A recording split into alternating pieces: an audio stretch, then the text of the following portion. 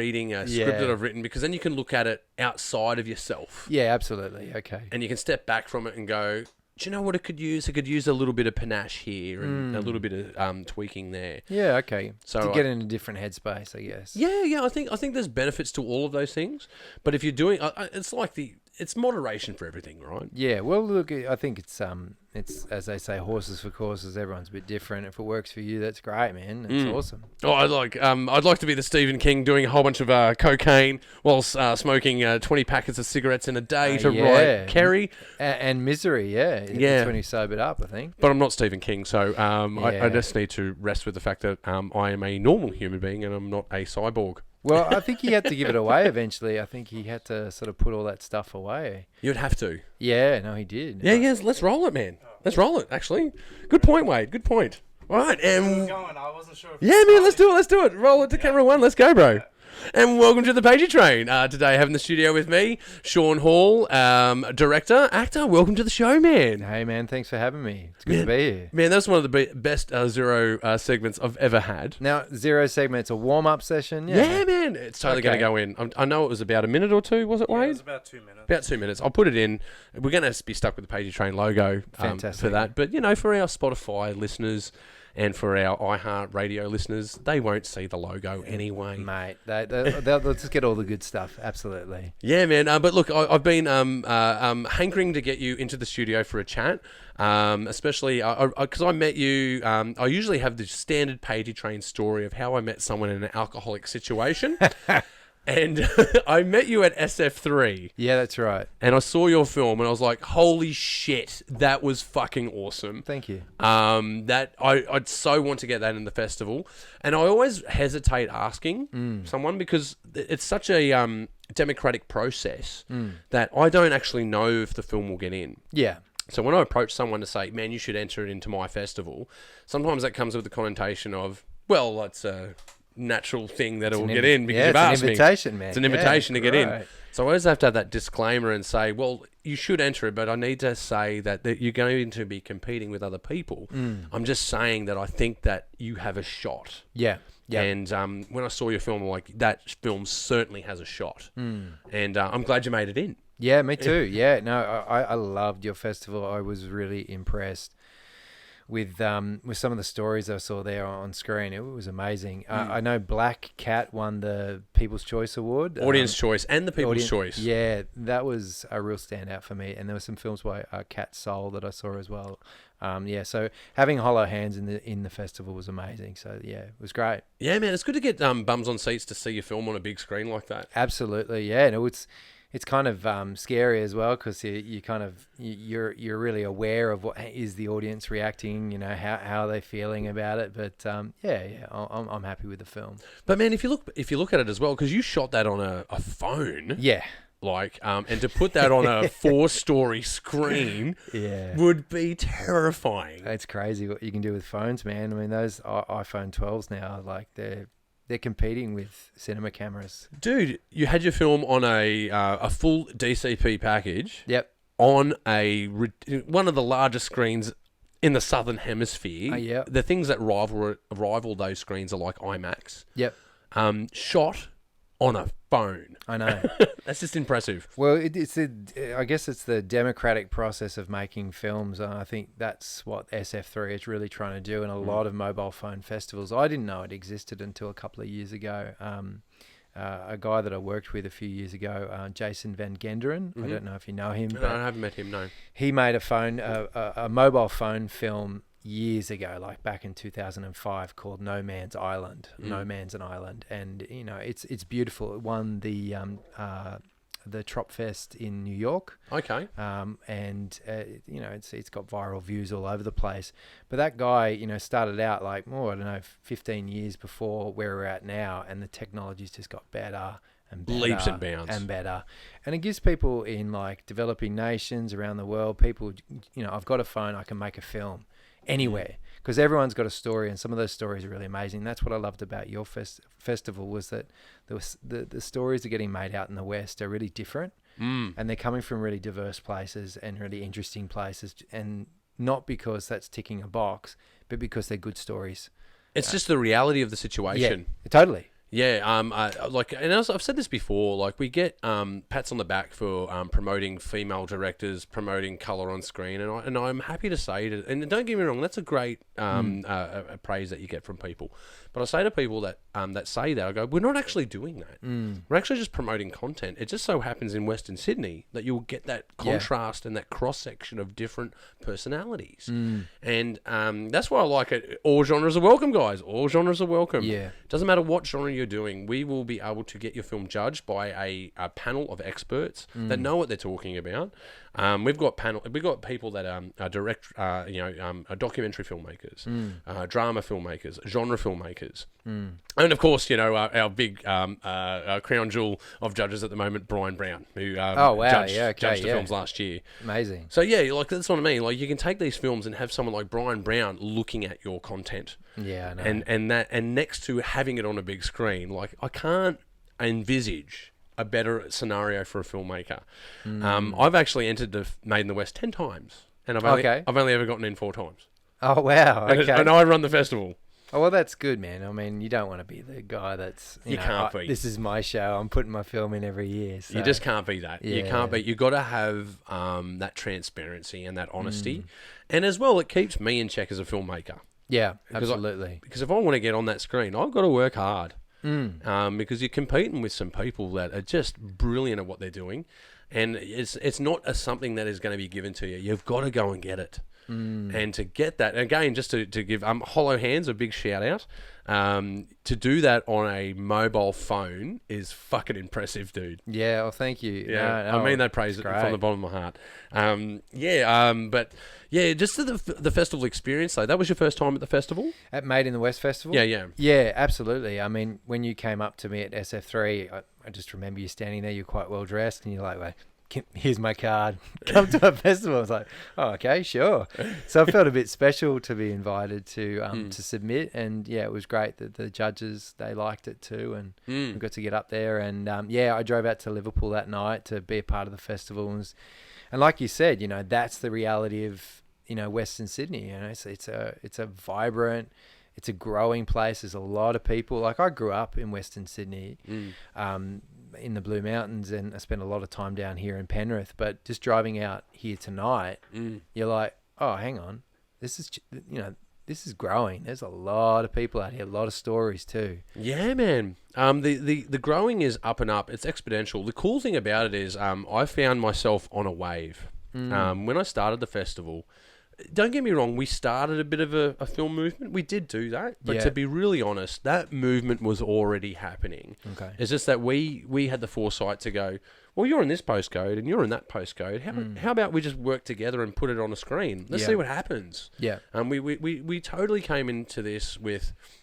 I don't know what the word is perhaps, maybe naivety. Maybe we were a bit naive, because when we started the festival, it was on a $200 projector on a film on a milk crate. Yeah. In a dilapidated cinema in Parramatta. And that's where the film That's where the film festival started. And now we get to do it on a full DCP. Sorry for our listeners and viewers out there. A DCP is a digital cinema package. and to explain that in a really short. What does that even mean? I don't know what it means. Well, it means to basically expand the resolution of your film. Right. Okay. So it can be put on a bigger screen. Okay. So most of us, to get really nerdy. Yeah. Okay. No, please. So when you edit, you may be aware, unless you're editing on Mac or PC, they're very similar in a lot of ways. On a Mac, you would edit in ProRes 422. Yeah. Or 4444 if you've got a powerful computer. Yep. But essentially, it's an uncompressed version of how you shot the film. It's in a raw content. Okay. On a PC, they will refer to that in Premiere Pro as a DMX, which is essentially a 422. Right. To really break it down, to get even... Sorry, I'm going to get everyone's just like hitting the snooze button right now. No, go on. To get uber nerdy about it, 444 is usually the raw form of film. Right. And 444 means, because if you look at any pixel, on the face value of it, it has 4 million possibilities. Oh, right. So from the color spectrum to the end of the color spectrum. And then when you look through it, it's actually a 3D pixel. So then it has translucency, so opacity. So that opacity has 4 million combinations. Right. On the edges of that pixel has 4 million combinations. And as a collective, it has 4 million combinations. So therefore, it is 4, 4, 4, 4. Wow. When Okay. when you break it down to 422, on the face value of that pixel, you have 4 million variations, but in the depth of that pixel, you only have 2 million variations. I see. And the back end of that pixel, you only have 2 million variations. Well, it's a miracle that you got a mobile phone up there. Yeah, but that's what the mobile phone does. Yeah. You can now record in 422 on a phone. Yeah, right. I see. Which is Okay. amazing, because that's 422 is literally the equivalent of put it in the comments if I'm wrong. 16 millimeter film. Right. Okay. All right. Okay. It is the equivalent. And now we're doing like 8K, 12K. It's like ridiculous resolutions. Yep. But when you export your files to go on the internet, it's in a codec which is called H.264. Yeah, that's right. And H.264 is basically it's nowhere near uncompressed. It's not a 422. It's totally flattened. There is no longer 4 million variations on a pixel. Right. It is now red. That's Yep. it. That's It's all you now get. brown. That's it. It's totally compressed. There's no editable way to manipulate that content anymore. I It's see. flattened. Right. Another way to look at it is perhaps people that do graphic design. So when you do a Photoshop image, you may have different layers. Yep. But then you export it as a JPEG. Yeah. And when you okay. do that JPEG, it's no longer an editable file. It's compressed and flattened to a JPEG. I see. Color is now determined.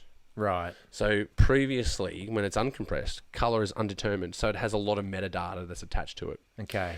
A good equivalent to look at 422 at 1080. Yeah, I'm with you. Right? I'm 422 there. at 1080 is Yep. generally 1 gig 1 minute. At 4444, Yeah. 1 gig Yeah. at 1080 Yep. is 17 gigs a minute. Right. Okay. Much Massive, bigger. massive, very difficult to manage file. Yeah. Okay. So when you bust out into a DCP, what it's doing is interacting with that codec. If you took a H.264 and busted it out into a DCP, there's a lot of computing power that goes into making those pixels appropriate for a screen. Right. I see. A big fear for filmmakers is if you shoot at a very compressed film rate, Yeah. for instance, phones, Yes. when you bust it out into a DCP, all of its flaws will be exposed. I see. Okay. Yeah. Okay. So that was a really long No, explanation. no. It makes sense. I guess. Yeah. No. It totally makes sense. And yeah, I guess that makes me even more chuffed that we got a mobile phone in a thing up on the big Yeah, screen. but that's what I'm you know? saying. Like, if you took the analogy you're talking about, sorry, what was his name? A guy made a film a couple of years ago on a phone. Jason Van Genderen. Yeah. Yeah, so if you took that compression rate and Yeah. put it onto a big screen, you wouldn't notice Right. because of the technology lag Okay. between those two codecs. Nice. But now what I'm seeing is that those two things are converging. Right. Those two technologies are converging. All of a Okay. sudden, it doesn't. Because now you look at films that, especially Marvel films, Yeah. they're shot on codecs that are just ridiculous that no normal operator could operate at. Like to edit 8K. Yeah. It is possible. Like I've done high Yeah. resolution editing before, Okay. but what you need to do is build an alias. So essentially, what you do is you Is that like a proxy workflow? it's a proxy workflow. Yeah, It's okay. exactly what it is. Yeah. Yeah. So you basically take, you're trying to build a skyscraper, but what you do is you build the miniature model of it. Right. And then you take that design and put it into Teach the it to the 8K rest. environment. Yeah. Okay. So you essentially you just manipulate its codec. Wow. Okay. And that's yeah. that's what's referred to as proxy. It's proxy edit. I've worked in proxy a couple of times, but I found for cutting hollow hands, because we shot in 4K, which is pretty high resolution On a phone. on a phone, which is weird.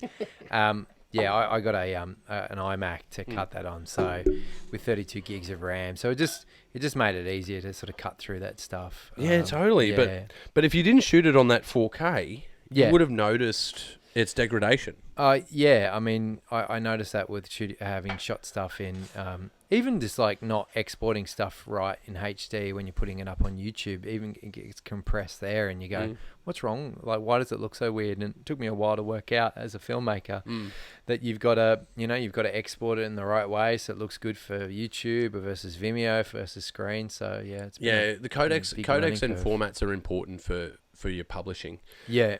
Most of us work generically and lazily, I must say. H.264, I just put it everywhere. Right. Okay. I in fact, this clip that we're running now is run on a DMX that will then be compressed into H.264. Right. Okay. Yeah. When I used to do the Pagey train last year, before I do live edit, I would then have because this clip that we're doing now, would be about 4 gig. Okay. When I did it as a 1080 at 50 frames at 422, it's 100 gig. Right, that's a lot. And it's too much. This is 4%. Okay. Of what it was before. Right. But the product is still the same.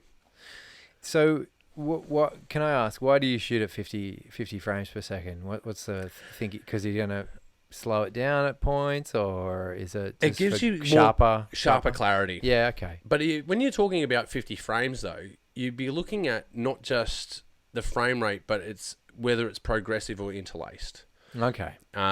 You would have come across this as I have a bit like it's frustrating. Yeah. I mean, it's funny. I listened to a few podcasts, and there's one which is like a cinematography podcast, and the Aussie cinematographer Greg Fraser, who's doing Mandalorian, and he shot Animal Kingdom and a whole bunch of stuff. So he's amazing cinematographer. Talented person. Yeah, very talented person, and he's working in the highest levels of Hollywood. And he talks about cinematographers as being one part like an artist and one part like a plumber. And it's that balance between how much of the mechanics and the technology do you kind of play with, and how much of the artistry. So I reckon with my knowledge, I'm probably like 25% plumber and maybe 75% like working with like just imagination and artistry.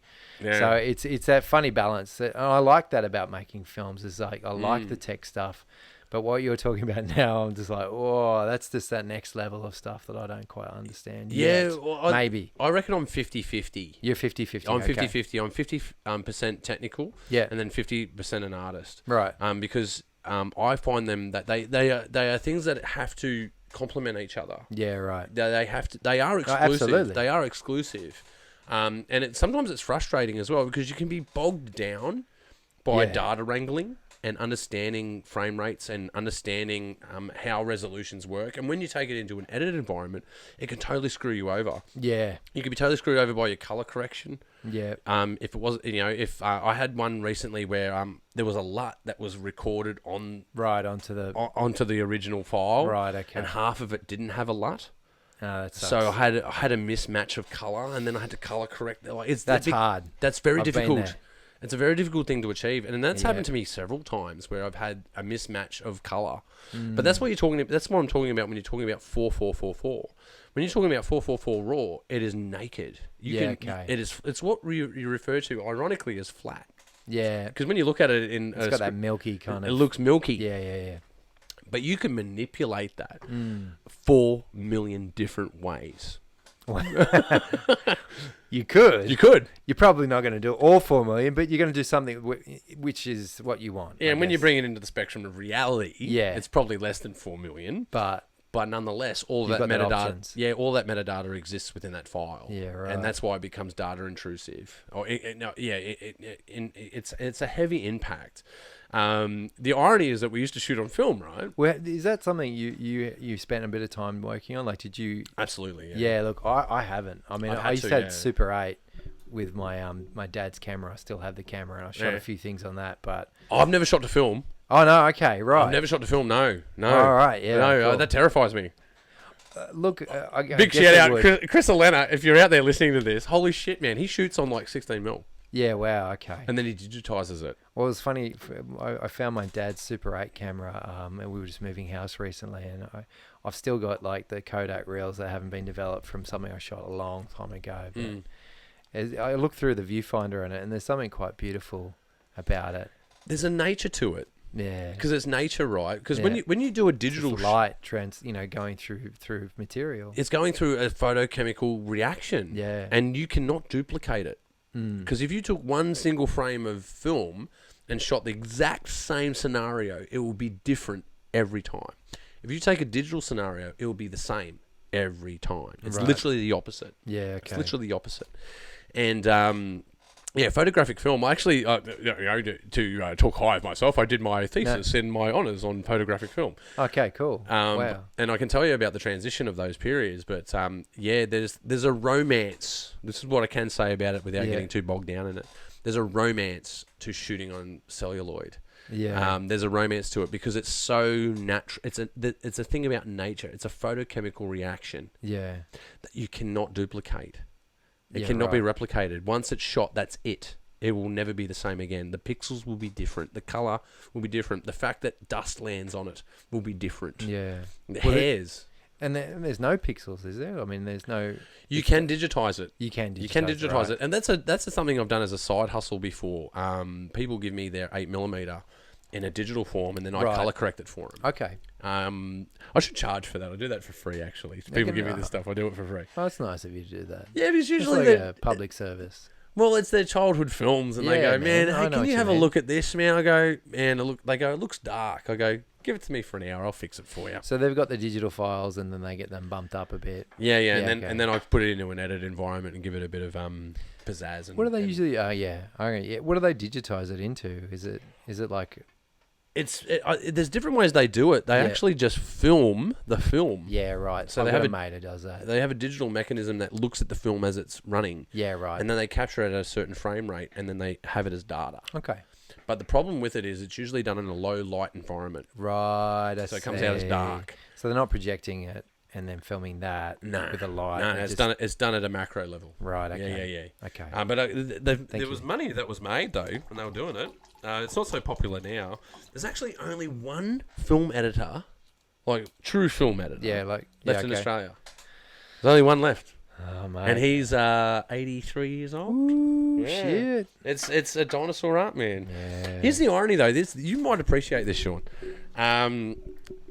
We used to, like, when you go to the Australian Film Archive, they store films as celluloid film. So you will come on reels. So most films came on 3 or 4 reels. Okay. Right? And now they started, since Phantom Menace. Yep. Which is... I remember. Yeah, don't we all? Yep. Wow. I was excited. Yeah. Disappointed but excited. Walking in. Walking out. I remember the opening scenes. I was like, oh, this is great. Like Jedis jumping around. I was like, wait. But do you know how he made his money, though? Darth Maul. No, it wasn't It wasn't Star Wars. It's because he came up with the concept of shooting digital. Right, There's the patent on it, right? Yeah, no, it was very revolutionary. Yeah, so Phantom Menace is actually an experiment. Yeah. Right? In all kinds of ways. And from then, when you had films like 28 Days Later... Yeah, that was shot in that was a digital film, right? So they shot that in like I think it was Panasonic, Panasonic cameras that they had people walking through the centre of London. Yeah, where you go, how would you get 16 camera angles and stop London for a day? How expensive is that? Right. But if you shoot it digitally, I was wondering, not so expensive anymore, right? Yeah, totally possible. Cleared it out, didn't they? Cleared it out, but only had it for 15 minutes. Only 15 minutes. 15 minutes. That's no it. way. That's it. Right. Danny Boyle. You can't do that on film. Genius. Impossible to do that on film. It's too expensive. But to do it digitally, cost effective. Right? Good producers. Right. So that was there is a methodology and reason behind it. Yep. But there has been a migration from shooting film and then shooting digitally and editing, because editing was the first thing to go digital. Because you'd shoot it on film, put it in a digital environment, make it the film, put that digital environment back onto film to play on a projector. I remember that with music. So I remember we record on tape, and we put the tape into a digital environment. Yeah, and then cut it in there, and then export it back out. Back onto a tape. Yeah. So I remember that process, but not so much the film one. But now film has, from start to end, is now all done digitally, except for one stage. Okay. Archiving. All right. So when you make a blockbuster film, yep, they will now print it to film. Yep. So that in order for it to be archived, because you can't archive digital material. Really? No. Because if you Put it on like a USB stick or something. put it on USB, Yep. plug that in 30 years' time, see how it works. Well, what's going to happen? It's not going to work. Why not? Most hard drives are rated to 10 years. Oh, really? Yeah. And so how long did the film stay? 100 years. Oh, I see. Okay. Well, there you go. So if you make a blockbuster film, Yeah. it will eventually be printed to film to be stored in the Australian Archive. Yeah. There we go. Let's Yeah, make yeah, it man. happen. That's what I Make want. it happen. If you're in the Australian Archive, you're doing well. What about you, Wade? Do you want to get in the Australian Archive? I'm okay, thanks. He's all right. Good on you, Wade. This Thanks, is mate. a big shout out to Wade, actually. Yeah, he's doing a This great is job. his second solo flight. You're doing all right, buddy. You're doing all right. I hope so. Yeah.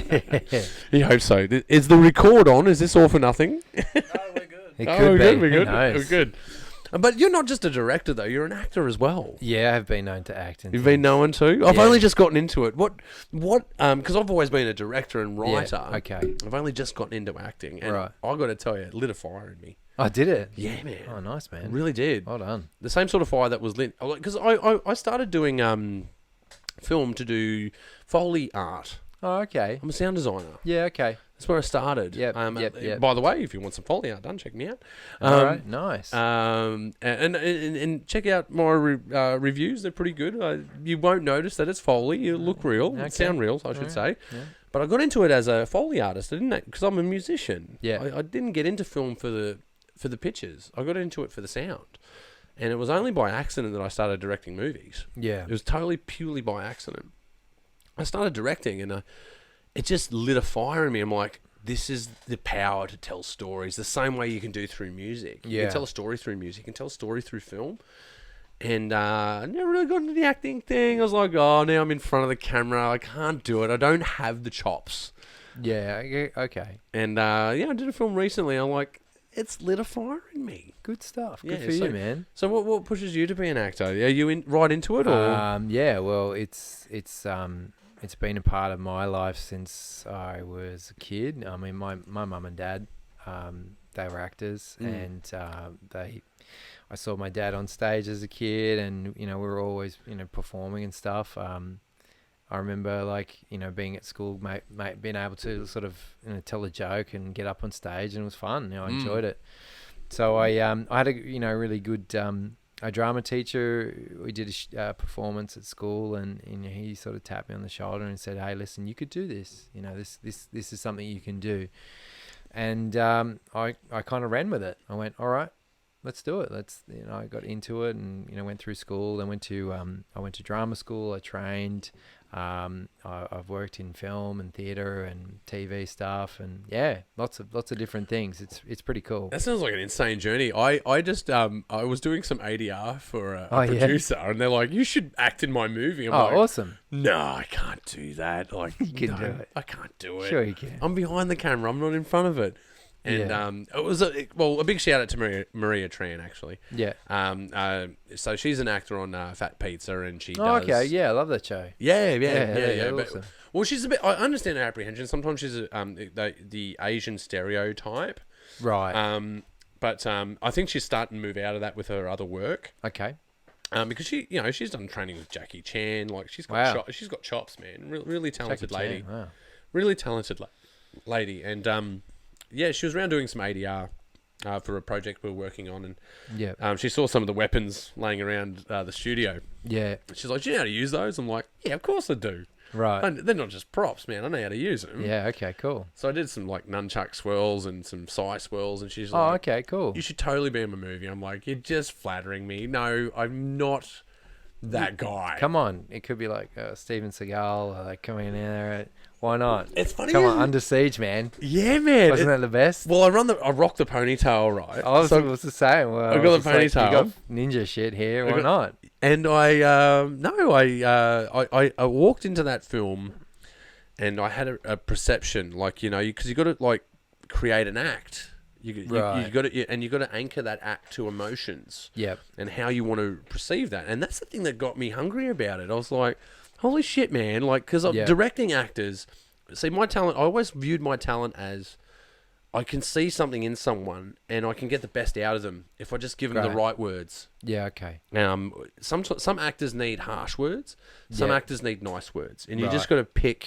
Like as in dialogue, or what you say to them off camera. Yeah, what you say to them off camera, Okay. how you motivate them. Sure. Different actors are motivated different ways, and I always appreciated that. I appreciated that process, and usually it's about anchoring. It's usually about, well, what do I tie this performance to? Yeah. And I relate to that as a heavy metal performer because Oh, okay. I relate to how I do that act because it's an act. Yeah. The person that you see singing on stage is not the person you're talking to. Okay. It's a different person. It's a persona. Yeah. There's elements of me in that, Mm. but it's not me. No. It's an act. Right. Yeah. And I don't mean that as in like it's fake. Yeah. I mean that as in it's a performance. Mm. It's a performance where I'm trying to entertain people. And that brings a bit of Halloween. See, in metal, it's a bit of Halloween, right? It's a bit of dark energy. Yeah. It's a bit of rawness. It's a bit of it's a bit cutthroat in that nature. It has that darkness to it. So you got to go to that place. Working with Maria, I found that there's other elements to me, Okay. and acting allows me to open those elements up and find other anchors and other emotions to anchor to. Yeah. But when working with, as a director working with actors, I always understood that. But it's an ironic scenario. I know what I need as a director out of an actor, but as an actor, I'm so unsure what a director wants, Okay. which I find bizarre. Well, yeah. I mean, I guess. I mean, I'm such a novice though in the scenario. Yeah, I don't know. I mean, look, it depends who you work with. Everyone wants something a little bit different. Some people work physically, some people work emotionally, some people work intellectually. So, I guess it's the way I kind of understand it is that you're serving a director's vision. You know, like as an actor, you know, whether it's in theatre or in film, like they're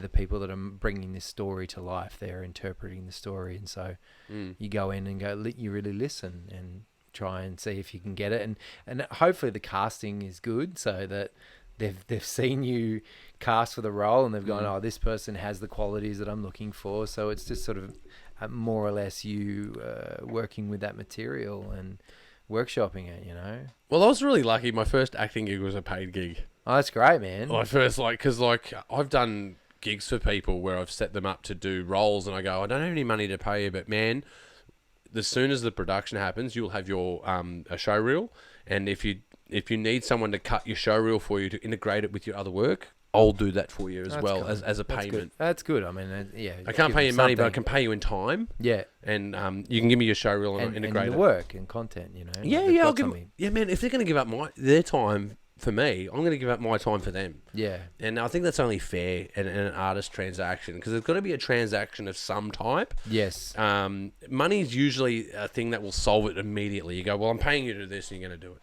Yeah, right. But I think there's another side to being an artist is like, well, are you invested in doing this as an artist? Do you believe in what we're doing? Like, is it just a paid gig or do you actually like your role? And as a director as well, you go, well, there's certain things that have been offered to direct. You go, yeah, no, the pay's good, but I don't agree with your ethos. You're just trying to. I think it's a sellout what you're doing, and I don't agree. Is that like more commercial projects that you've been asked to do? Yeah, I don't want to get too specific, but no, I understand. But like for like narrative fictions, like a drama or never like, for a drama. Like commercials. Commercials, like, yeah. We want to sell this pool or something. like Yeah, we're this. trying to sell this product, and you go, I don't agree with that product, and I'm not selling it for you. Yeah, okay. I just don't. I'm not invested in it, and I'm sure like we can all be bought. I could be bought. Yes. If you showed up the money. If you showed up with Take the money. If you showed up with a dump truck of money, I'll make the commercial Give for me the this. money. Make the movie for me. Come on, now make it a movie. Make Come on. a fucking movie. Come on. What are you doing, Pagey? Come on. Yeah, no. Look, I'm more likely to work with you if you invest me in the idea. Yeah. We'll make the money work. Absolutely. We'll make the money work. But if you invest me in the idea, man, I'll work for you for free, baby. You know, Mate. you'll get me. I feel like I'm being propositioned here. What's Yeah, going yeah. on? You want a piece of the Pagey What train? is You want a piece of the Pagey You want train? to- what do you want? What are you selling here? What's going on? Man, I just want to work with Yeah. cool cats, man. At the end of the Yeah. day, I just want to work with cool hombres that have a similar vision. But Yeah. I tell you, man, shit Yeah. is happening for our region, man. Shit It's is happening. Very good. Yeah, it's very good. We've got Marvel and Disney coming over. Shit, yeah, man. They need a workforce. They do. They need one, and we are the workforce. Possibly. No, but surely we are. That is someone would work for. Some of us must be winning. Come on. Hire me. Yeah, Hire me. look, a person I've worked with, who I like to call a friend, and I've done some workshops with. She got a job. People are working. People are working on these projects, and it's good. Yeah. No, I've done a few deals with them. Doing things here and there. Can't talk too much about it, but No, you can't. That's right, because it's all under embargo. They've signed away. Yeah, signed my life away. Signed away to a giant rodent. I took the money. Very big. It's like, But I agree with what they're doing, though. I want you to do my movie. I want you to do my movie. Come on. I'm Mickey. Stick a finger in me. No. Oh, there you go. You're gone. Pagey, you're gone too It's over. far. You've That's gone too it. far. That's it. You're not working. No. Who I've just been sexually molested by Mickey Mouse. He wouldn't do that, would he? No. The South Park have done it so well. They have? They Oh, have. mate. They must have. They have. They are so on top of everything. They're Oh, so man. on the ball with everything. Man, they I pump love out it. an episode a week. Oh, dude. They pump out an episode a week and have been doing so since we were children. 1990s, man. Yeah, since we were There children. was a funny aside in one of them recently. It's like, what do you think we're 90s kids? And they just look to the camera really briefly, and it's just like, of course they are. Of course They they are are. 90s kids because they've been around for such a long time. It's a great show. Oh, man. Yeah. Thank God for South Park. Like, I don't think I could live on planet Earth right now if South Park didn't exist, because it's just so irreverent and so refreshing to have it, man. I used to go shopping with my mother. Yeah. And she was someone that sewed clothes. Like, I was one of those geeky kids at school Oh, where yeah? my parents made my clothes for me. All right. Got picked on a lot for it. Oh, I'm sorry But to hear that. But looking back, I It's go, okay. that was Character- fucking rockstar as fuck, right? character It was, building, it was man. awesome, right? So I was walking through, and there was this long, you get those material rolls, Yeah. right? To make clothes. Yep. And there was a orange jumper material. No. All right, and I've gone, Oh, can I want have that. that, Mum? I want She's like, that. what do you want? I said, can you make a hoodie jumper 10 times too big for me out of that orange material? Oh, cool. She's like, why do you want that? Because you're... Because you're Kenny. Because then you can. Because you're Kenny. So, Oh, fuck. and I said, can you put a drawstring on it so I can make the view He's so Kenny. small? I still own it. I still have it. Oh, that's great. And she's like, she got the pattern for the jumper, and she's like, is this big enough? And I said, no, it's not big enough. She goes, I don't have the pattern that big. I said, well, give me the pattern, Yeah. and I'll take it to school, and I photocopy it and enlarge the pattern. How about that? Will that work? Right. She's like, yeah, that'll work. So Well, she did it for great. you. Yeah, she made it for me, Yeah, man. what a good man. So when I was trawling Campbelltown, getting into all kinds of mischief, that's probably not no. right to mention on this show, I'm sure. but wearing a Kenny jumper. Oh, man. And I look I back can at see that, it. and it was That's fantastic.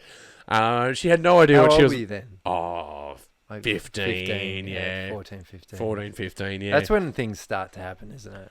It I is, remember. yeah. I remember being 14, just going, "Yes, I'm so glad I'm 14." Yeah. Did you have that moment? I Like, did, yeah, man, just like, totally. yes, Totally. I'm going to parties. I can drink. I can now. drink, I get away with shit. Yeah, I'm my own this is person. good. Yeah, I'm my own person. It's a real turning point. I remember that. Yeah, that moment. yeah, totally. I totally resonate with that, man. There was a point when I was 15 and I realised that this is me Yeah, and there's no changing it. yeah. This is it. Well, I didn't quite get there, but I did remember just feeling, I'm free. Like, I've got this life ahead of me, and it's mine. Well, I've It's got mine. a very close friend of mine, Michael, if you're listening, if you're out there. Hey, Michael. He would play guitar in front of me Yeah. and I'd start Oh, singing. okay. I'd start singing. And we'd be smoking bongs down at the river. And he'd start playing guitar. And Blake Woodruff, if you're out there, if you're listening, another big shout out. if it wasn't for those guys during that time and smoking weed down at the Georges River, I would never have become a musician. Yeah. Never would have. And I know that sounds like a bong smoking hippie idea, but to really break it down, you're talking to the converted, mate. It's all good. Yeah, like, but I hear you. But if you think about it this way, like I started organising bands, started putting on shows where this is before the internet, right? This is pre-internet. I remember. So you put on a show. You got to get a bunch of people together to rehearse music, to write music, to get it stage ready. Yeah. And then go promote the show. Go to a promoter. We were talking about it off air actually before. Live Sydney, right? Yeah. And you'd go to promoters and they go, "Well, why have you got chops? Who the fuck are you?" Yeah. Like now you can go, "Well, I've got 2,000 likes on Facebook. Surely you should listen to my music." Yeah. Right? You didn't have any of that. You really had You had to. your demo on tape. You had your demo on tape, and you had to fucking prove yourself. On a cassette. Yeah, there we go. This is my demo. And you had to go, like, be militant and get people to your show. Like, you had to strong-arm people to your show. You'd be out in the street giving flyers out, come to our show, come to our show, come to our show. You had to work really hard to get people to your show. And that all came... That ability to organise, that ability to get artists into a room, to network... Yeah. To work with other bands that you're networking further, to work with promoters and organise the business layout for that. Without that, Made in the West wouldn't exist. Oh, absolutely. Well, you got all the skills in prototype right there, And don't get me wrong, going and getting a degree, getting through film school and doing all of that had its cause. But when you really boil it down, it was the organisation and working with people and understanding what everyone wants. Right. Everyone wants something. Absolutely. And if you figure out that want and desire and figure out where you fit into that want and desire, you can sell your show. Yeah. You can sell a show. Whether people are receptive to that show, yes, that's another fucking beast. That's right. That's a totally different beast, right? But Made in the West would not exist if I didn't play in bands. It just would not. Yeah. Because I understood how to rally artists. Yeah. And I understood how to deal with promoters and venues. Yeah. And if you really boil that down to its very primordial ooze, that is smoking bongs with a guitarist as a 15-year-old down at the Georges River. Absolutely, yeah. I mean, that's the beginning, isn't it? Yeah. Oh man, I've totally gone into a bong smoking frenzy here. Oh mate, can't say bong enough. It's on the pre-roll. It's on the pre-roll. It's in the tape. It's in the zero segment. It's in there. It's everywhere. Bongs are everywhere. I think Wade's given us the hour. Are we an hour in? No, we are at 45 minutes. Oh, man. it's a fucking time, bro. He's It's a fucking time. He's got time. Sorry, I saw the Pagey Train logo. I thought we had it only any. That's it. Yeah, It's usually my cue. He's jumping the gun. He just doesn't want the computer to go to sleep. I get it. You got to do that. Good on you. Good on you, Wade. You're doing great. He's doing great, man. He's doing great. Absolutely. He's freshly 19. Freshly 19. Hey, Wade. What's it like being 19? Tell us. I want to know. What's it like being 19? Life is easy. Is it? Yep. Yeah. Life ain't easy, bro. Yeah. For now. So what's life? Is it university? Is it just getting a job? Just getting a job. He's going to get a job. I'm trying to push him to university. Trying to push him. Yeah. That's trying good. to push him. Little nudges incrementally. Yep. If you shove, you're going to get a shove back. But little nudges, yeah. I reckon he'll get there. Yeah. I reckon he's got the chops. Oh, good on you, man. Yeah, man. But so have you got have you got any projects coming up, Sean? What have you got coming up? Well, we've got projects coming up. Or actually, I am writing a screenplay at the moment. 2 screenplays at the same time. Oh, yeah? One comedy, one drama. Wow. It's just crazy, isn't it? Let's unpack that man, because that's the contrast right there, right? Isn't it? Well, look, I have been really lucky that I get to collaborate with people, and I find collaborations very helpful because it's exciting, yeah. It's exciting, and it also gets you fired up, especially if you're, doing it on spec and you're trying to get projects off the ground. So, a couple of good friends of mine, one guy who's a comedian, he's got a Life of Jack Facebook page and Instagram. I've read this online actually. Yeah, Life of Jack. Yeah. So he does all these kind of TikTok videos. Yeah, that's the guy. I know the guy. You know the guy, right? Yeah, I know the guy. So we're working on a sketch for him that we're going to shoot up in Newcastle at the end of April. It's because he's City of Bricks. I call it Oh, Newcastle. City of Bricks, man. okay, a lot yeah. of bricks up there. Well, we've actually got it. We're shooting in a cafe, Lord's Cafe, which is run by a guy called Brownie. Yeah, I know that cafe. You know, Yeah. Mullet Lord. Yeah, that's the guy. You Man, know, this is you're spinning me out, dude. You're spinning me So out. Mullet Lord is letting us use his cafe. He may or may not be in it. Let's hope he's in it. I hope he's in it. If he's there on the day, I don't know if he's exactly reliable. Oh no, he's totally reliable. I can vouch for Brownie, absolutely, 100%. He's the man, and Jack he wants to make this thing. So it's been really interesting working with him because he's got his own voice as a comedian and as like his own sketches. So we've been sitting down just structuring sort of a narrative of day in the life of working for the worst boss possible, the guy that just makes all the shit calls and just grinds you into the ground. So just being the cog in the machine, torture piece. a torture piece. Yeah. And Jack's so great at playing all of these types of roles. He puts a wig on or a mustache or a different hat, and just like listening to his rhythm and his voice and finding and unpacking that has been really, really fulfilling. And then the other thing I'm doing is working with a journo, actually a quite well-known, well-respected journo, Glenn Milne. Milne, ABC. Yeah, ABC journo. Yeah, Channel 7, ABC, political correspondent. Yeah, I know the guy. I watch him a lot.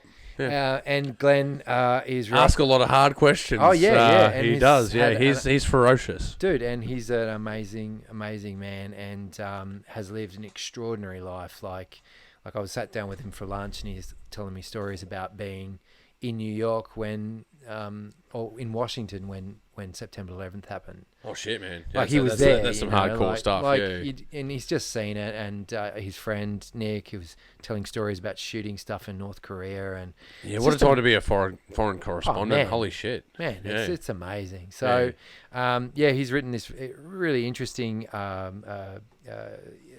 political thriller. Mm-hmm. And so we're adapting a couple of chapters of the book that he's writing. You get to unpack that. That's fucking cool, dude. So that is super cool. We've got a proof of concept that we're working on at the moment. So. Man, that's fantastic. Yeah, no, really cool. I think of when you talk about Peter Milne, I think of Glenn Milne. Sorry.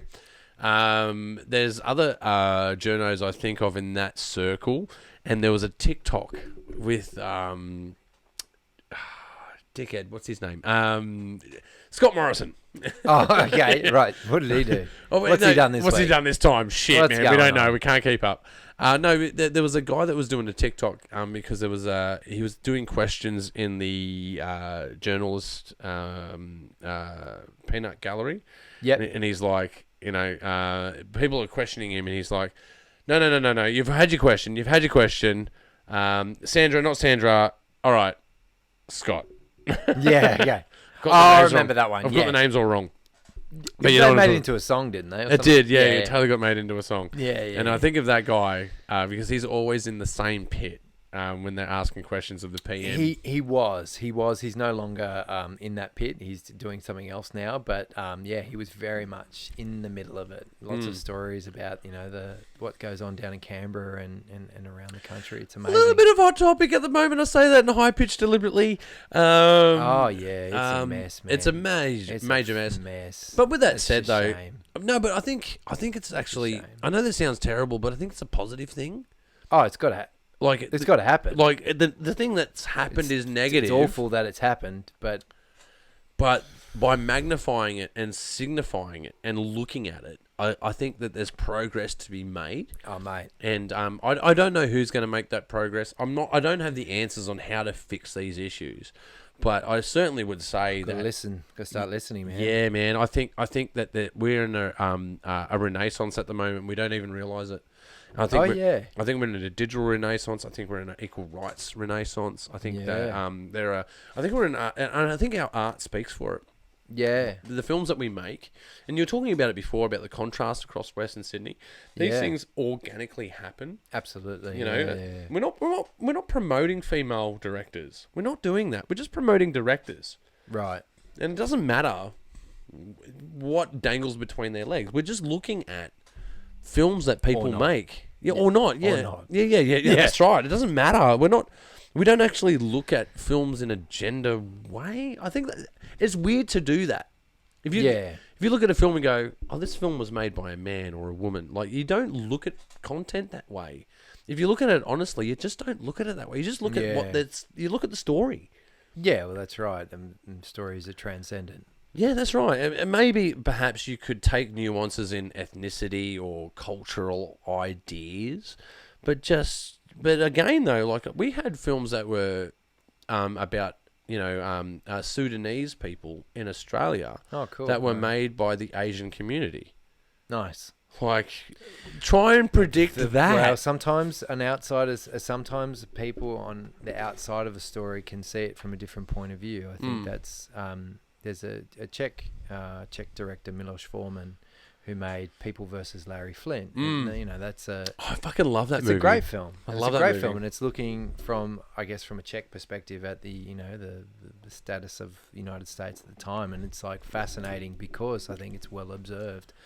And sometimes when you're right in the middle of it, you can't quite see. No, he's a Czech director. I didn't know that. Milos Forman. Yeah, I didn't know that. Yeah. Yeah, that makes a lot of sense now. I should. Yeah. I know. Dobre. Dobrý den. Yeah, dobrý den. Dobrý den. Dobrý večer. Siček, volem Sauros.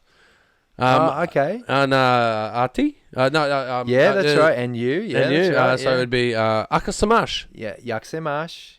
Jak se máš means how are you? Yeah, how are you? Dobře. Dobře. Arti. Velmi dobre. Okay. You're very good. Nice. Yeah, good. Pohodě. My wife is Eastern European. Okay, so she's Slovak or Czech or Slovak. She's Slovak. Yeah, no way. yeah. Okay. Yeah, totally, man. I take a lot of pride in trying to learn that language. And it's not easy, yeah. It's not easy at all. Because I lived there for 4.5 years. Wow, you lived in the Czech Republic / Slovakia, yeah. in Prague. Wow, I was playing music over there. Wow, man, I've had this is a strange intersection, because I had Remy. He was on the show. Remy. Yeah, and he was he does a cooking show. No, sorry, a food taste testing show. Yeah, in Slovakia. And when I was talking to him, I'm like, holy shit, man, you're blowing my fucking mind, man. Like, a lot of my friends are Slovak. A lot of my friends are Czech. Okay. My guitarist in my band is Czech. I just find these strange interactions where my bilingual tendencies actually hold water, because when you start speaking Slovak, no one knows what the fuck you're talking about. Česky vole. Yeah, Česky vole. Yeah, there he is. There he is. Yeah, man. You look a bit Czech. Totally, man. Yeah, totally. I do take pride in that. I do enjoy speaking to Misty's relatives. In their language, yeah. So Misty's got a Slovak background. Yeah, and she's fluent. Yeah. Really? Yeah, totally. Okay. She's totally fluent in Slovak. Yeah. Okay. Well, you know what?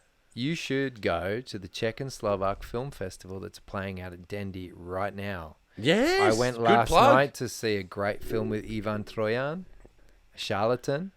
And I'm going to see another show on Saturday night. It's funny you mention it's funny you mention this, because I buy Kozel, right? Yep, the beer. The beer, right? Yeah. And I went to go buy Kozel, and the beer was gone, because the only place you can buy Kozel is north of the river. Yeah, okay. And I went there to go buy it. They said this guy from Film Festival bought all the beer. Yeah, that's happening in Newtown. And that's why they got... Yeah, man. So they drove out here to buy the beer to get Kozel. I I never drank Kozel much in Czech Republic. I don't mind the Kozel, and there's the Zlati.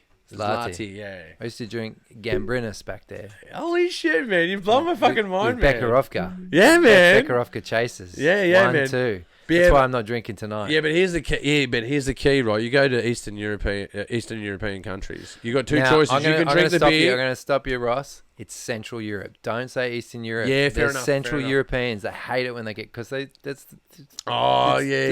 it, man. They hate it. They don't like the connotation of it. Well, because they were invaded by the Russians. There's the Iron Curtain, but they had the Velvet Revolution, and that was a revolution that was met by peace, and that's got to be very clear. Like, this is because when you hear the word revolution, you think about explosions, people being desponded. They came to an agreement. Yeah. And that's what their revolution was. And calling it the Velvet Revolution is very fitting. It's a soft revolution. Smooth. Yeah, it was smooth transition. You guys do CBD business, and we do country farming, man. You guys will be over there, we be over here. It's all cool. Yeah, And they're all cool with it. That's it. Yeah, well, it was. I've I actually- wasn't there at the time, but. But I've made an hour-long documentary based on these things. Oh, really? Yeah, Okay, man. yeah. Yeah, totally. Yeah, well, good power to you, man. That's great. Holy shit, you blow you at the end of this podcast, you're totally fucking blowing my mind, man. You're Yeah, totally blowing my mind. Absolutely, dude. I used to live there. I lived in that country. Yeah, no, man, like just to pick your brain a little bit more. Yes. Holy shit. Holy shit. Holy shit. It's really really good to find another comrade out there. Yeah, well, that's right. You know, another. But yeah, no, I do try hard to speak that language. I really do. Good for you. It's difficult. I can only count to 5. I can't get past 5. Ras, dva, tre. Yeah, no. Jeden, Jeden, dva, tri, štiri, striši, pet. pět, Yeah. I get almost šest, sedm, osm, devět, deset. desem. Yeah, See, I'm almost there. Look, I'm almost there. I know, because I was there for a bit. My wife's Czech. Our kids, they learn the language there. So I was there in 2019. Oh, so you're passing the language on? Trying to. Yeah, it's difficult. It's difficult. If both of us spoke it, it'd probably be easier. But no, it's challenging. Well, my wife and I do Slovak Sundays. Slovaks, that's good. So we only speak Slovak on Sunday. Well done. So you try to get through the day. I try. Slovak is I've got friends from Košice, which is like Yeah, been to Košice. Yeah, right. So yeah, and then I've spent some time in Bratislava, but I haven't spent as much time in Slovak. I've been to Bratislava. Yeah. I asked my wife to marry me in the Tatras. Oh, very nice. In the Yeah. mountains. Yeah. Yeah. Good stuff. What was it? Summertime or winter? No, winter. Oh, Winter time. You know, White Christmas. Yeah, I learnt that you can buy fireworks in Europe pretty easily. You can get most things pretty easy over there. Yeah, you can get most things pretty easy over there. And we ended up buying 600 euros worth of fireworks. Yeah, exactly. Okay. Oh, fuck. So for our listeners out there, shit. if you understand what that means a fuckload of fireworks. That's just shitloads, isn't it? You Yeah. just went to town. Yeah, Blew everything okay. up. So we'll be in the town, and if you throw a bunger out, right? Yeah. If you light a bunger, someone will respond. Yeah. There's 2 bungers. I used to wake up my flatmate with bungers. I put one in his windowsill in the morning because he wouldn't wake up in time. And you just wake them up, right? Bang! And that's common practice. Yeah, it was that's a pretty common funny. practice, right? So we had someone set off some fireworks, and lo and behold, I had 600 euros of fireworks set up amongst 4 blokes ready to set it off. Oh, mate. And I had 5 chrysanthemums, and You're a pyromaniac. a ridiculous amount of rockets. Just blowing shit up. It was insane. We That's were great. launching mortars. It was ridiculously fucking epic. And no one responded. No one cared. It was because the town. You thought they were going to start firing rockets with you. Yeah, no one responded. They're like, yeah, no, can't match it. Can't match it. They just, Too much, too big. Too big. Pagey went to Slovak and he fucking bought all the fireworks in Slovak. No, hang on. He bought all the fireworks and then Hey, Costco took them out. because they got a Took out all Costco. the Slovaks. Is it Costco? Tesco. Tesco. It was Tesco, right? You go to Tesco and they have fireworks like Mate, aisle. they got everything there. Everything you could ever fucking dream of, you can Yeah. buy it. And like I felt like like being Johnny Rambo. Depp in like one of his drug dealing fucking films. He goes, "How much do you want?" I go, All of it. "All of it." Everything. You want all of it? I'm like, "Yeah, all of it, all of that. Just give me that." Yeah. Absolutely. And we had our elders there, right? And they're like, "Is this going to be safe?" Because we had a whole bunch of Roman candles as well. Oh, man. And we put goggles on and gloves because it was all the snow gear. Yeah, and yeah. we had a skirmish with Roman Oh, candles. fuck.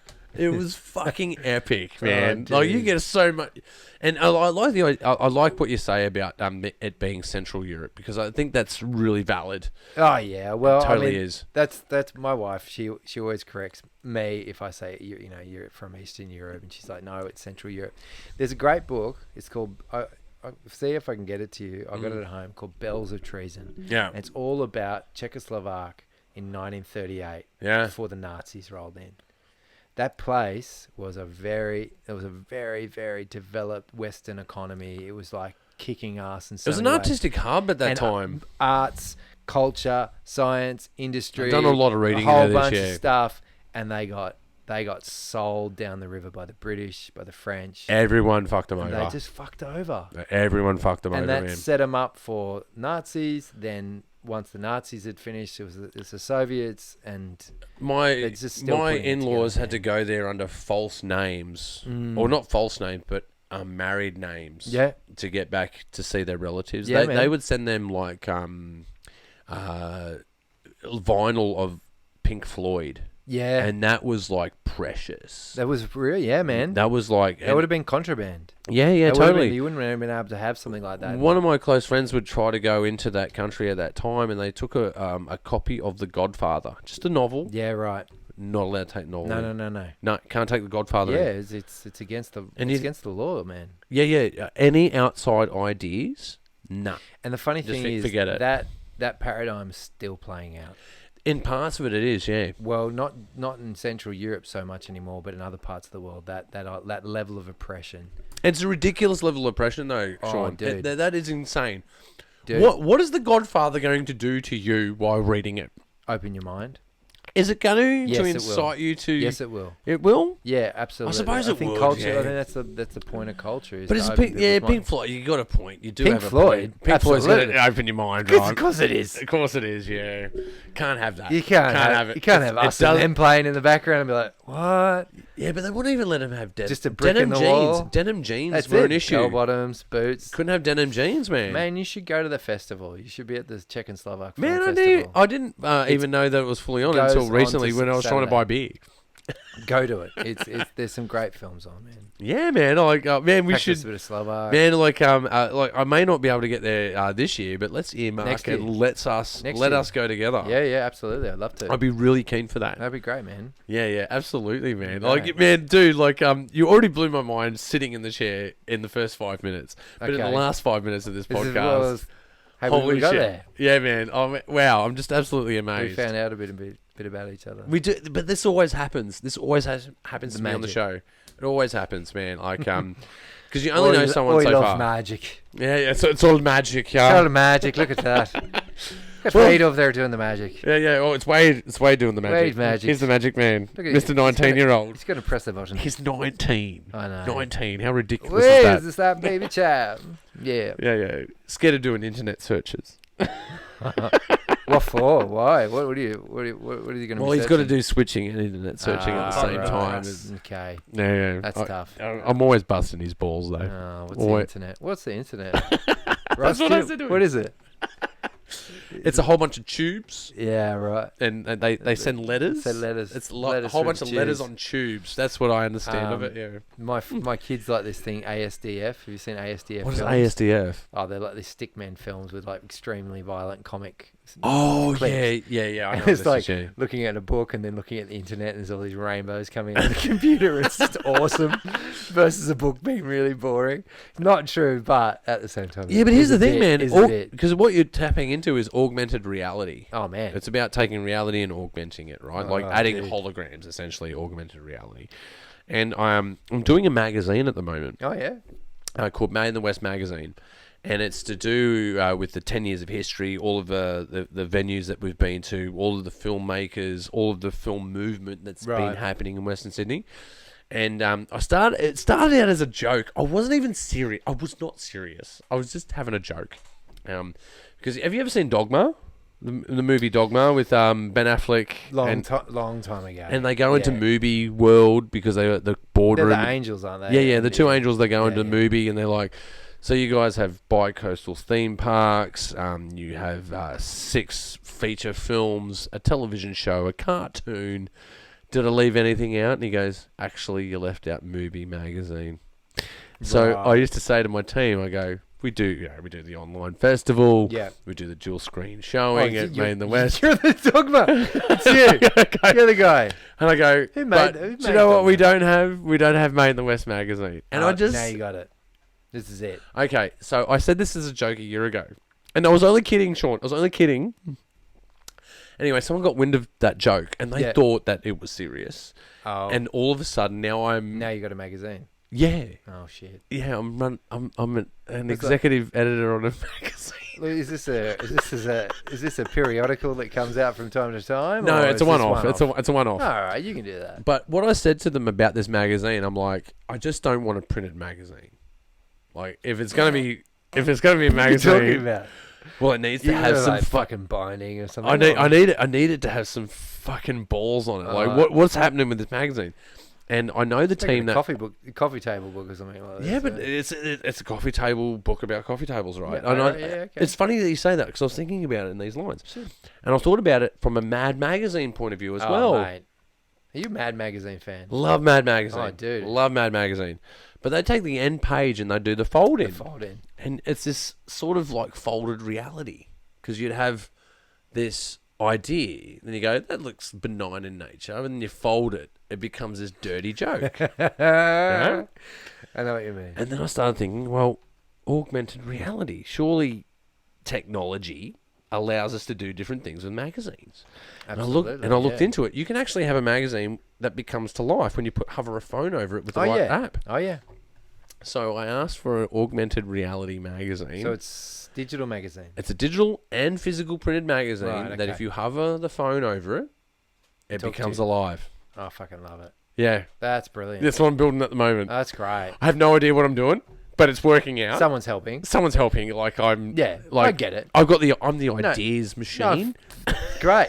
You're like, this is your Steve Jobs moment, man. It's just like, this is it. I'm capitalizing on other artists' talents. I get it. Like, I had the idea and I put it together and I put the people together, and the people that are working with me obviously had that idea with me. I'm not alone. Yeah. But there are a team of people that are way smarter than us three that run Made in the West. Right. That are putting this together. Oh, great. Yeah, man. They jumped at it. They jumped at it. Big shout out to the Rabbit Hole. Those guys are jumping at this, and they know more than we do. All we're doing is providing the articles and the photographs for it. Right. And they're doing the artwork. And in fact, Made in the West, I know this is a bit of a spoiler, but I'll put it out there right now. We may be gamifying this year's festival. So you know how you like what do you call it? Pokemon Go. Yep. Where you can go and see objects in an augmented situation. Yeah. We may have prizes around the cinema where you go and collect the drinks voucher. Oh, great. Great. Can't monetize it better than that. No, that's it. That's great, man. Yeah. And that works with the augmented magazine that we'll obviously be selling at the festival. Mate, you were just killing it. I'm insane. I know, I'm insane. But it started. It's great. Good for you. But it started out as a joke. I was not serious. I know that you guys are watching that are like looking at this going, fuck you, Ross. This is what we're doing. But I was just kidding. Yeah. I wasn't serious. I just need to put that out there. Wasn't serious. I just thought it was funny.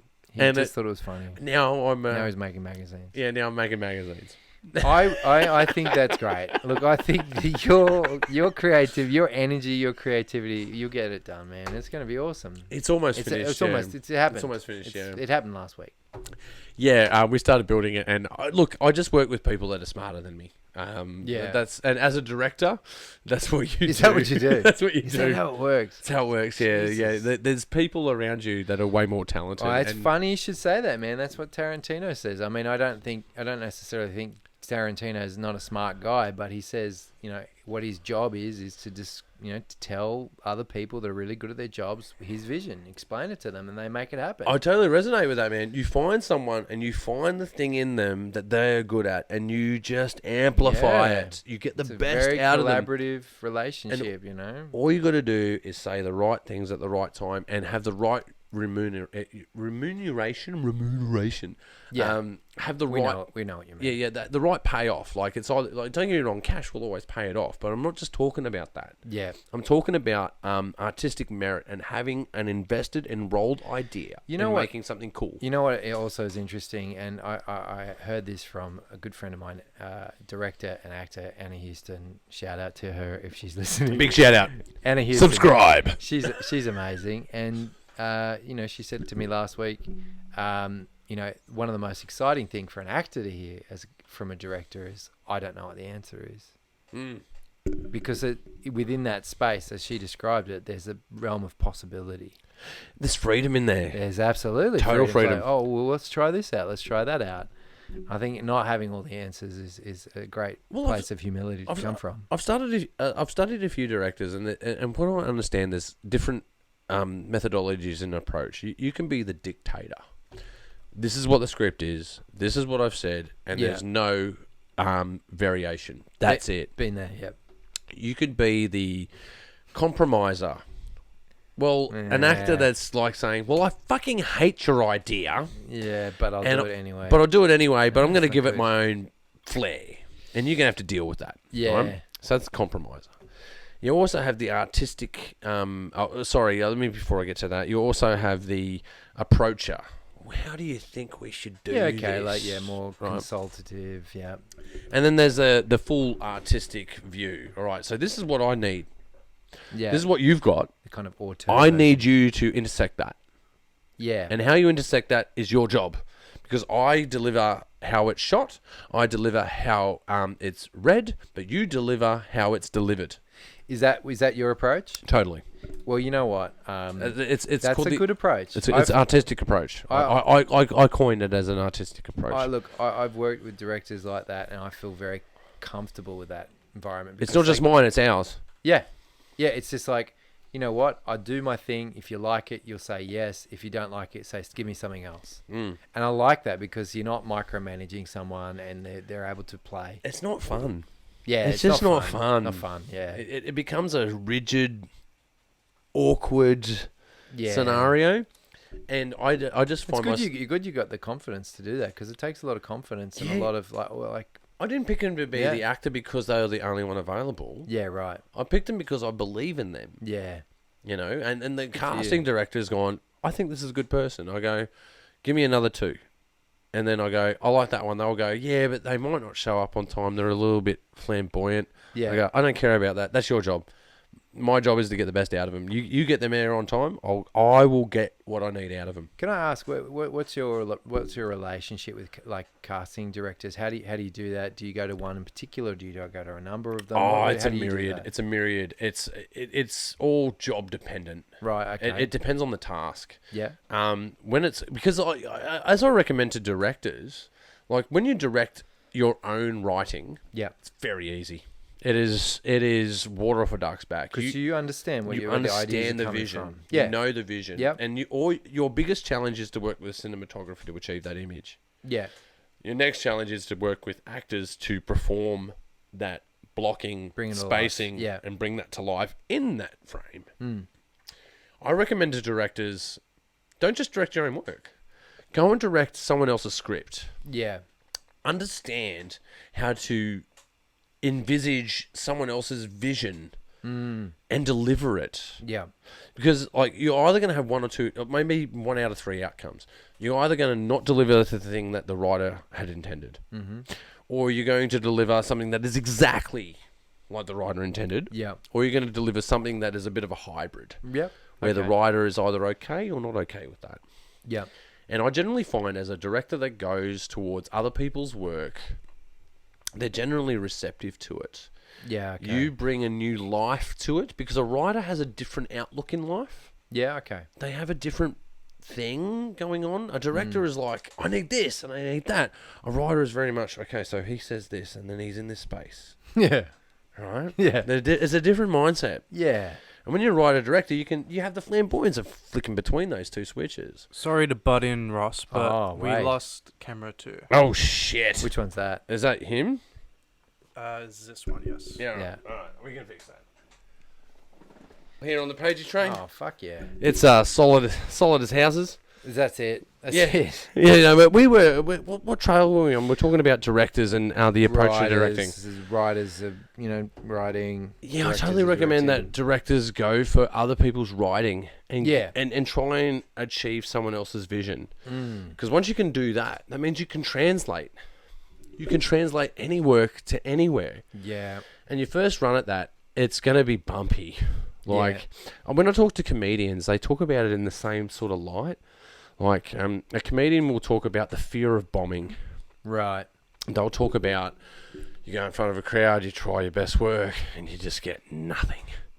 And filmmakers need to understand that not all your films are going to stick, man. Nah. They're not all going to succeed. You're not the best person in the room. Yeah. It's not always going to be that way. You may have a hit. Yeah. You may. But your next 3 films may not. Right. You got to deal with it. You got to process that. So I would say for to develop your strength and to look at your thick skin. Yeah. Work on other people's work. Absolutely. Work in collaborative natures and understand that you're a human. And you are going to have different interpretations. And you need to be open to communication. Yeah. You need to be able to be told, like, I don't like that. And you need to do it different. Yeah. Or you could butt against it going, I know better. It's interesting you say that. I think I feel comfortable in that in some ways, and in some ways I don't. You know, it depends who you're working with too.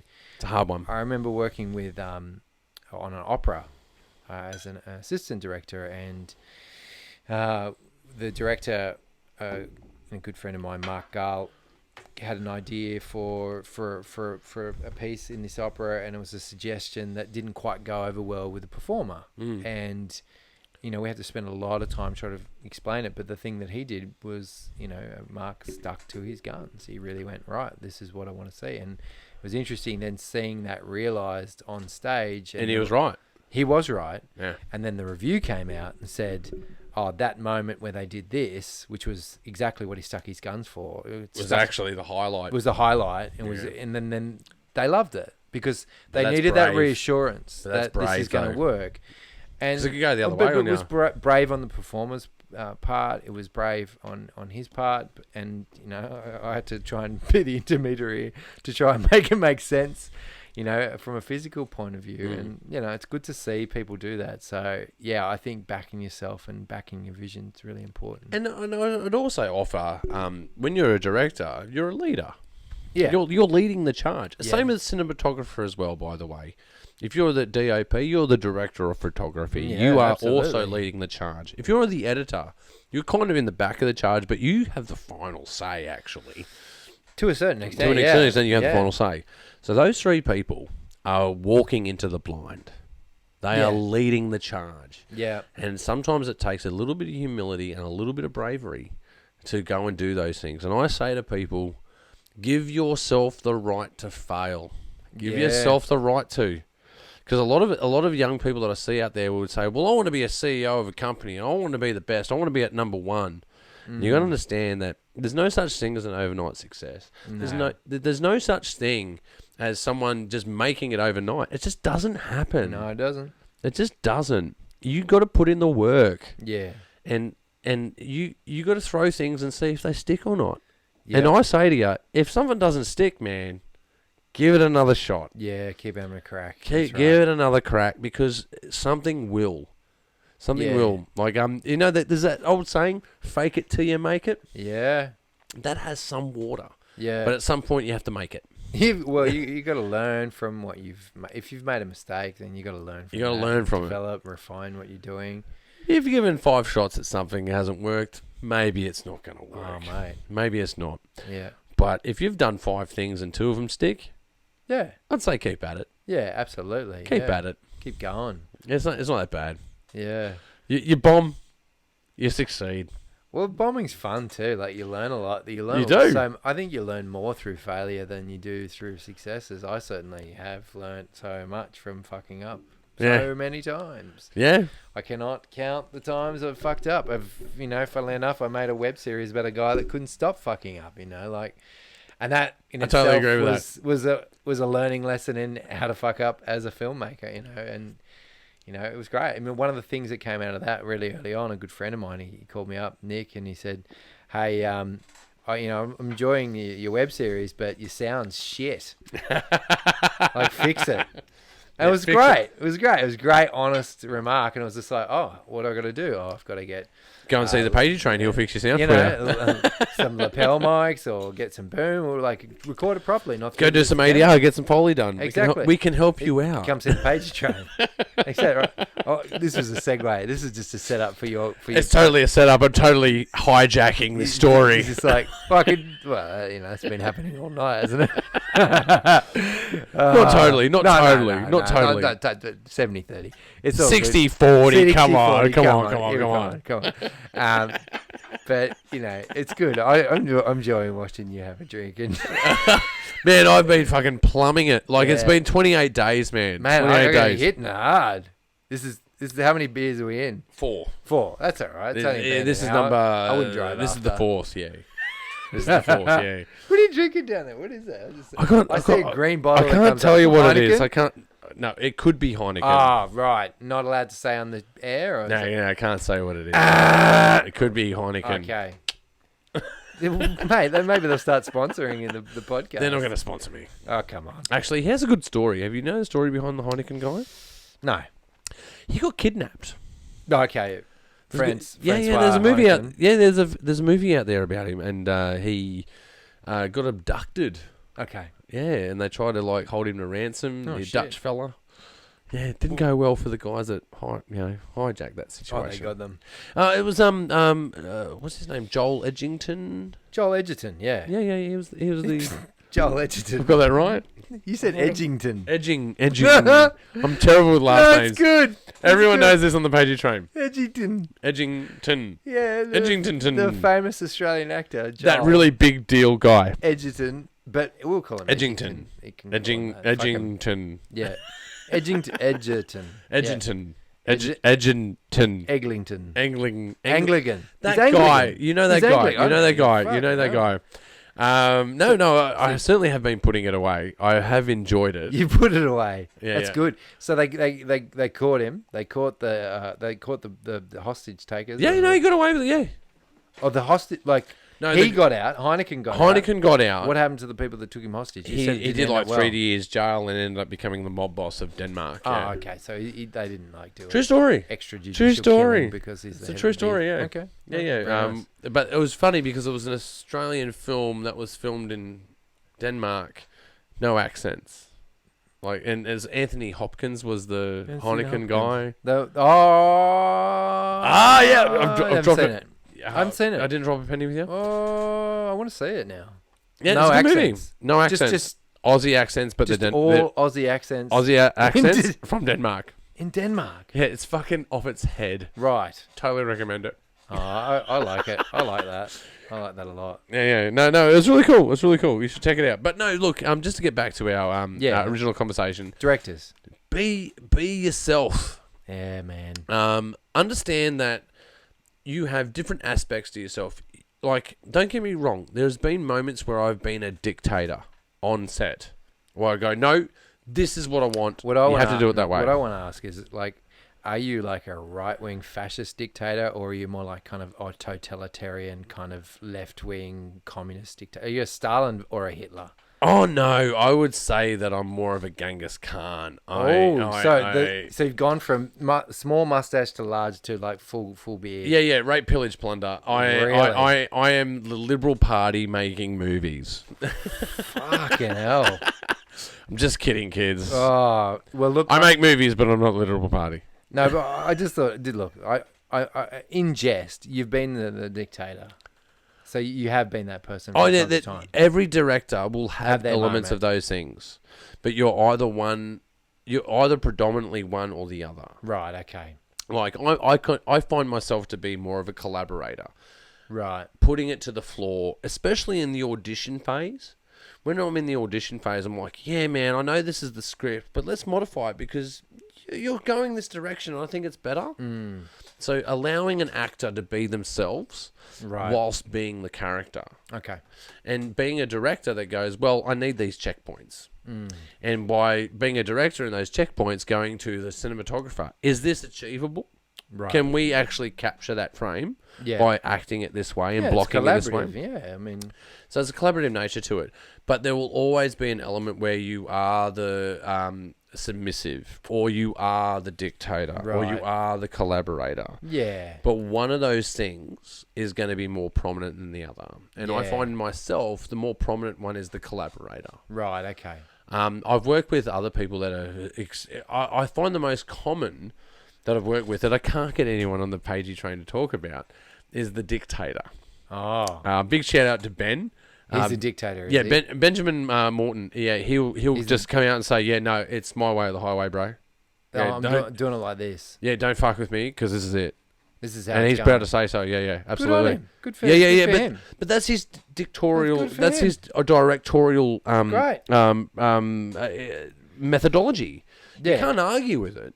Because if you Well, signed on to be on, that's what he wants to do, and that's what you're signing up for. You just do it like you've that. signed on to that film. You Right. have to deal with that, and that's why I find that when people sometimes go, "Well, he's a bit of a dick," and I go, "Well, you signed on for him, but the film that he made was really good. Yeah. How could you argue with the product?" Yeah.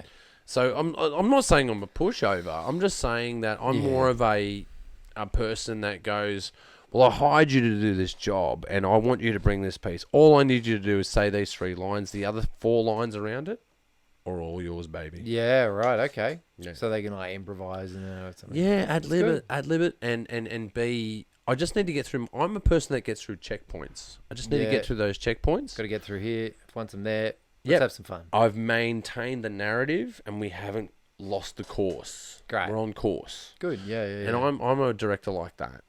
But I don't find many directors that actually are like that. They're either the full submissive or the full dictator. I find myself in the middle. Right. I see. I'm very much in the middle of that. Yeah. Yeah. So maybe a Mussolini. Look, I regret bringing up any of these murderous bastards on. I'm just going to say for the record. I'd like to be Stalin. I don't want to be Hitler. No, you don't want to be any of them, man. It's a. Well, look, I don't want to be Hitler because of the connotations behind it. It's a bad mo. It's like the dress sense was like insane. It was. It's No, was it Omani that was doing the Hitler outfits? I'm not sure. No, I'm not too sure. Look, they're all murderous bastards. I think. But I'll go the Genghis Khan. I'll stick with my Genghis Khan. Khan. Yeah, I'll stick with the Genghis Khan. Yeah. I saw a. Have you seen that?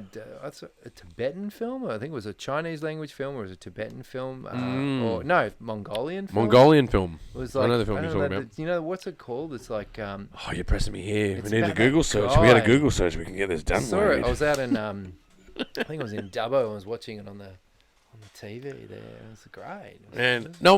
Look, it's funny that you bring that up, and it's about the Genghis Khan's family, I think. Yeah, well, I think it's Genghis Khan has like out of 10% of Asian people in the world, Genghis Khan has a gene. I think more than. I think is it more than that? No, I think it's like not only Asian people. I think it's It's you on mean the like the world, dude? It's on the apparently it's on the Y chromosome, which males have. You can trace back. So one of the markers goes to. That's a lot of fucking. Some Mongolian person in some period That's at that time. Insane amount of sex. It's a marker that's all across the world. Like, don't get me wrong. I don't mind rubbing one out here and there, but that's a lot. Yeah, but I mean, what did they say about him? It was like I remember Monkey Magic. Remember that TV show? Love that show. Yeah, so it was like some drop from heaven fell in his mouth. It was a drop from heaven into Genghis Khan's mouth, and just like. Right. So he's become this powerhouse. Man, again, that's 3 spin-outs in one podcast. Monkey Magic, man. That's fucking insane. Holy shit, man. That was a great show. Oh, look, I think I'm running out of battery power. Oh, yeah? I'm running out of battery power. I'd love to continue this conversation because you're an absolute fucking hoot. We're having fun. But where can we find you online? Where can we find Hollow Hands? Oh, mate, it is on YouTube. You can see it there. Darkroom Hijack.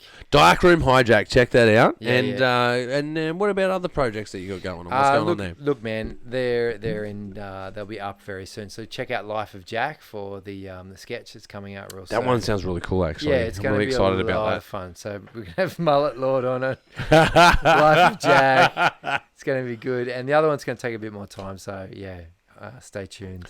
Oh, man, look, I hope to have you back as a guest on Made in the West End, the Pagey Train in the future. Oh, pleasure. Come to the show, hang out, rub shoulders. That'd be good. We've got some cool kids that are hanging out. Yeah, Wade. Wade will be there. I'll have him as come back. Man, he'll be a technical dude. I'll get him in the booth. He says you're twisting his rub arm. Shoulders. Yeah. Just has to scratch his nose a lot. You just got to stay out of that booth. That's it. Just kids, just jokes, kids, just jokes. Yeah. But Thanks, man. Yeah, no, but Appreciate look, check out Sean Hall online. Yep. You can find Hollow Hands. Yep. Find you out as a practitioner. You want to hire a director? This is your guy. Check Sure, him out. Sure, yeah. Yeah, why not? Why the fuck not? Why not? Why would you? But why not? Why not? Hire me as an actor. I do kung fu. You do kung fu? I do. Oh fuck, man. I do voiceovers as well. Wing Chun? Yeah, man. You want it? I'll bring it. Fantastic. But I do voiceovers. My favourite one is voiceovers at the moment. Yeah. Yeah. No, I did one for again, big shout out to Maria Tran again. I do the American voiceover. Have you heard my American voiceover? Please, I want to hear it. In a world. Oh, I love it. Right. That's great. In the city, you must learn to survive. I love it. He wanted in on the podcast, but he ended up on the Pagey train. Oh. Sexy. Can you do the Pagey train? Yeah, again? I love Can it. you do I that? love it. Can you say Pagey train in that? accent? Pagey train. So you can move the emphasis. You can move the emphasis, right? Oh, where'd you went? Pagey train. You can go in from the high and into the low. Mate, that was Pagey beautiful. train. That was Or you can start from the low. Pagey train. Right. Oh man, this is like a moment from the trip. Oh, Man, I've had way too much honesty on this show tonight. Way too much. Pagey train. The Pagey train. Pagey train. You can find us on YouTube. You can find us YouTube. on iHeartRadio. iHeartRadio. And you can find us on Spotify and Apple Podcasts. Find us under the table. I've had way too much to I've had drink. way too much to drink on this show. Pagey train. But look, thank you so much for being on the Mate, show. I absolute much pleasure. appreciate it, Sean. Thank I'd you. love to have you back, man. Oh, mate. You're an absolute hoot. All right, I'll come back. All right, but guys, you've been watching the Pagey Train. You can check us out on Spotify, or you can check us out on Apple iTunes, and you can check us out on iHeartRadio, and of course, YouTube. You can hit the notifications button if you're really having a good time. But nonetheless, don't forget to subscribe. Subscribe. You've been watching the Pagey Train, and we'll see you next time. Thanks, man. Yeah, man, it was an absolute hoot. Thank you very much. Pleasure. Real pleasure. All right. It's great fun. Stop the record, Mr. Wade.